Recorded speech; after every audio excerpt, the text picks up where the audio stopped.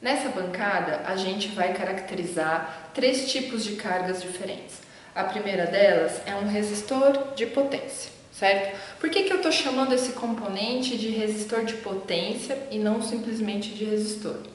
A gente pode comparar ele com um resistor que a gente tipicamente encontra em circuitos eletrônicos de menor potência, onde a corrente dificilmente passa aí do 1 ampere, ok? A gente encontra esse tipo de resistor menorzinho em qualquer circuito, às vezes algum brinquedo infantil, carrinho de controle remoto que tenha lá algum circuito que pisque, emita som, eventualmente algum aparelho como o roteador Wi-Fi da sua casa. Talvez se você abrir, você vai encontrar vários desses resistores que a gente usa muito aqui nos laboratórios, por exemplo, para montar na protoboard, ok? Em circuitos comerciais, muitas vezes a gente não vai mais encontrar esses componentes. Os resistores já se tornaram muito pequenos, são componentes SMD que vão montados lá na própria placa, são uns pequenos quadradinhos, né? A gente olhando assim, às vezes tem dificuldade de saber se é um resistor, se é um capacitor, se é outro componente, né? Ou até mesmo às vezes já está tudo integrado num único chip. Muitos desses brinquedinhos que eu comentei, se você abrir, você só vai ver lá uma aranhazinha preta, né? Um chip onde está tudo integrado lá dentro. Mas se você pegar qualquer equipamento um pouco mais velho, um leitor de videocassete, alguma coisa assim, você vai achar vários desses. Um videogame antigo do tipo Atari, você vai ver uma placa cheia desses componentes, ok? Mas são, enfim, resistores que são usados em circuitos de baixa potência. Quando a gente compara com um resistor desse tipo, que eu chamei de resistor de potência, de cara a gente vai perceber uma diferença no tamanho, tá? Então, esses dois resistores podem ter o mesmo valor e esses tamanhos diferenciados, porque um é um resistor de potência e o outro não. A maneira como ele é construído também, a gente percebe que ele tem uma resina por cima, tudo é feito para torná-lo mais resistente ao calor, né? Porque corrente passando por uma resistência vai gerar calor. Então, se a gente quer passar mais corrente, esse componente tem que ser mais resistente ao calor. Senão acontece o quê? Pega fogo, né? Então a gente vai perceber algumas características nele que permitem a passagem de corrente mais tranquila, sem tanta geração de calor, na verdade, né? Ou com maior resistência, maior robustez à passagem de calor. A gente percebe que a bitola dos terminais dele, ela é um pouco maior do que a do resistor eletrônico, que eu estou chamando de resistor eletrônico, né? Portanto, ele vai aguentar uma corrente maior. E o próprio tamanho dele, a maior área dele, essa própria maneira como ele é construído, permite que ele dissipe mais calor. Então, ele acaba se tornando um resistor mais robusto a uma passagem de corrente maior, ok? Mas ele é um resistor como o outro. Então, quando eu digo que eu vou caracterizá-lo, como que eu caracterizo componentes elétricos, eletrônicos, né?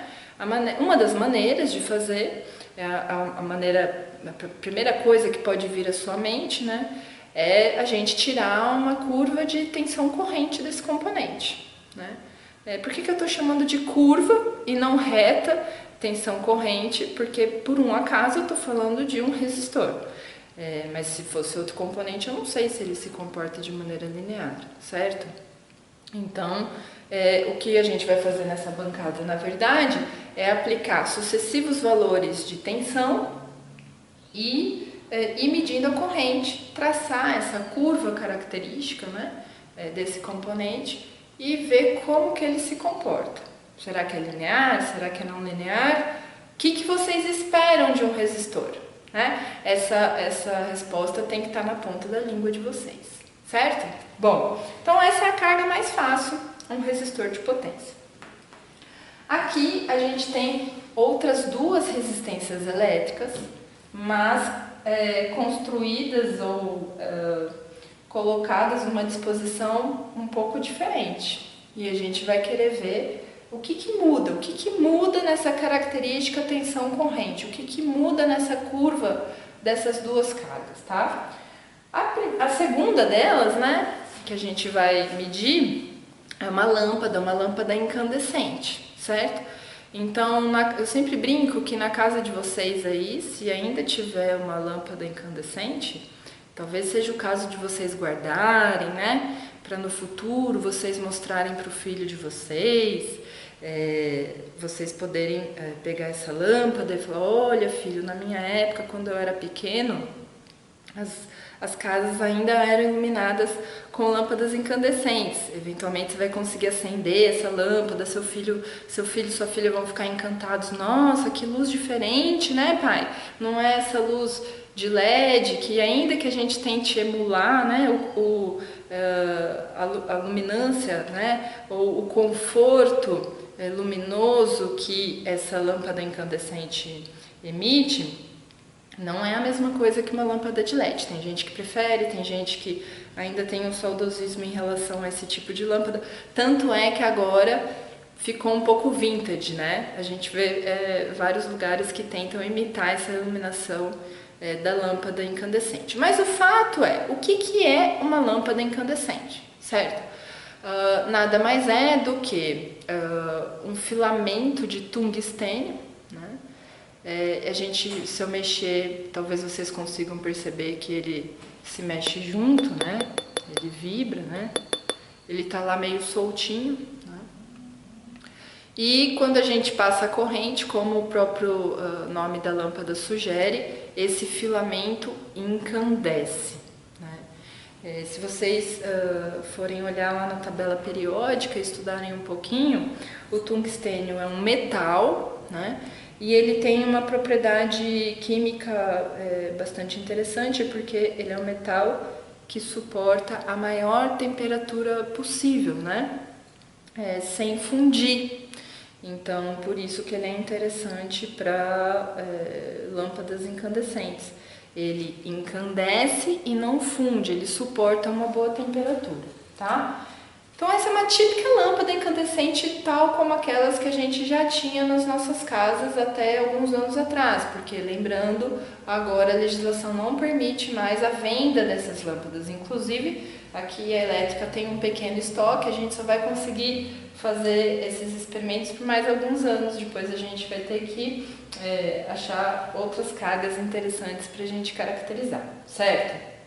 Bom, então já falei do resistor de potência, da lâmpada incandescente, e agora a terceira carga bastante interessante, que é só o filamento da lâmpada incandescente, ou seja, o pessoal do SAT recortou a parte de vidro aqui da lâmpada e a gente vai mergulhar esse filamento no óleo, é um óleo mineral, certo? E a gente vai medir, vai aplicar diferentes valores de tensão e corrente nessa carga imersa no óleo, né? E a gente vai tentar ver como é que isso se comporta, tá? Então, é uma pena que vocês não estejam aqui, porque é bastante interessante, tá? Esse é um experimento que tem áudio e odores também, certo? Bom, dito isso, o que a gente vai precisar em termos de equipamentos para conduzir esse experimento? Bom, a gente precisa de uma fonte de tensão variável, uma fonte que permita a gente submeter as cargas a diferentes valores de tensões. É essa nossa fonte aqui, que a gente chama de Variac. Variac, Varia-AC, Variac. Certo? Não fui eu que inventei o nome, mas é um nome bem fácil de lembrar, certo? Então, o Variac ele vai permitir que eu vá, conforme for girando aqui esse controle, eu consigo variar a tensão de saída, tá? Eu tenho também 2 multímetros, certo? Por que 2? Um eu vou medir a corrente e o outro eu vou medir a tensão da carga. Relembrando, gente, para medir a tensão, eu coloco o multímetro em paralelo com a carga.